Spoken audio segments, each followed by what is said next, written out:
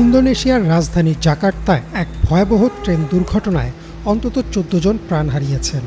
২৭ April রাতে ঘটা এই মর্মান্তিক ঘটনাটি পুরো দেশকে স্তব্ধ করে দিয়েছে। পশ্চিম জাভা প্রদেশের বেকাসি নামক এলাকায় একটি আন্তনগর ট্রেনের সাথে একটি লোকাল বা কমিউটার ট্রেনের মুখোমুখি সংঘর্ষে এই প্রাণহানির ঘটনা ঘটে। মঙ্গলবার দুপুর পর্যন্ত পাওয়া তথ্য অনুযায়ী নিহতের সংখ্যা বেড়ে ১৪ জনে দাঁড়িয়েছে এবং আহত হয়েছেন আরও অন্তত ৩৮ জন। রয়টার্সের প্রতিবেদনে জানানো হয়েছে, সোমবার রাত যখন ঘনিয়ে আসছিল ঠিক সেই সময় বেকাসি স্টেশনের কাছে এই দুর্ঘটনাটি ঘটে। সে সময় স্টেশনে ঢোকার অপেক্ষায় দাঁড়িয়েছিল একটি কমিউটার ট্রেন।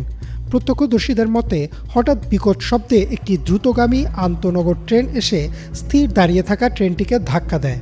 স্থানীয় বাসিন্দা রহিমের ভাষায় শব্দটা এতটাই জোরালো ছিল যে মনে হয়েছিল যেন কোনো বড় টায়ারের বিস্ফোরণ ঘটেছে। তিনি দ্রুত ঘটনাস্থলে ছুটে এসে দেখেন ট্রেনের বগিগুলো দুমড়ে মুচড়ে একে অপরের উপর উঠে গেছে। দুর্ঘটনার ভয়াবহতা সম্পর্কে বর্ণনা দিতে গিয়ে আল জাজিরার প্রতিবেদনে বলা হয়েছে, ট্রেনের বগিগুলো এমনভাবে একে অপরের সাথে গেঁথে ছিল যে ভেতরে আটকে পড়া যাত্রীদের বের করে আনতে উদ্ধারকর্মীদের ঘাম ছুটে যায়। বিশেষ করে ট্রেনের শেষের দিকের বগিগুলো, যা সাধারণত নারী ও শিশুদের জন্য সংরক্ষিত থাকে, সেগুলো সবচেয়ে বেশি ক্ষতিগ্রস্ত হয়েছে। হেরিয়াতি নামে এক যাত্রী রয়টার্সকে জানায়, তিনি ট্রেন থেকে নামার পরপরই তার স্বামীর সাথে ফোনে কথা বলছিলেন। ফোন কাটার আগেই তিনি এক ভয়াবহ শব্দ শুনতে পান এবং মুহূর্তের মধ্যে পুরো স্টেশন এলাকা ধোঁয়ায় আচ্ছন্ন হয়ে যায়। তিনি ভাগ্যক্রমে বেঁচে গেলেও তার চোখের সামনে বহু মানুষকে ট্রেনের ভেতর আটকা পড়তে দেখেছেন। আনাদোলু এজেন্সির প্রতিবেদন মতে উদ্ধার অভিযান মঙ্গলবারও পুরোদমে চলছে। ইন্দোনেশিয়ার সরকারি রেল অপারেটরের মুখপাত্র অ্যান পূর্বা জানিয়েছেন, আন্তনগর ট্রেনে ২৪০ জন যাত্রী নিরাপদে থাকলেও কমিউটার ট্রেনের যাত্রীদের অবস্থাই ছিল সবচেয়ে নাজুক।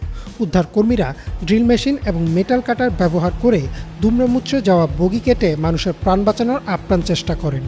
আহতদের দ্রুত স্থানীয় বিভিন্ন হাসপাতালে স্থানান্তরিত করা হয়েছে, যাদের মধ্যে কয়েকজনের অবস্থা খুবই আশঙ্কাজনক। এমন দুর্ঘটনা কেন ঘটল তা নিয়ে ইতোমধ্যে প্রশ্ন উঠতে শুরু করেছে।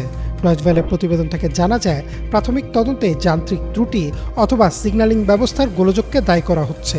তবে ঠিক কী কারণে দুটি ট্রেন একই লাইনে চলে এলো তা খতিয়ে দেখতে একটি উচ্চ পর্যায়ের তদন্ত কমিটি গঠন করেছে দেশটির কর্তৃপক্ষ।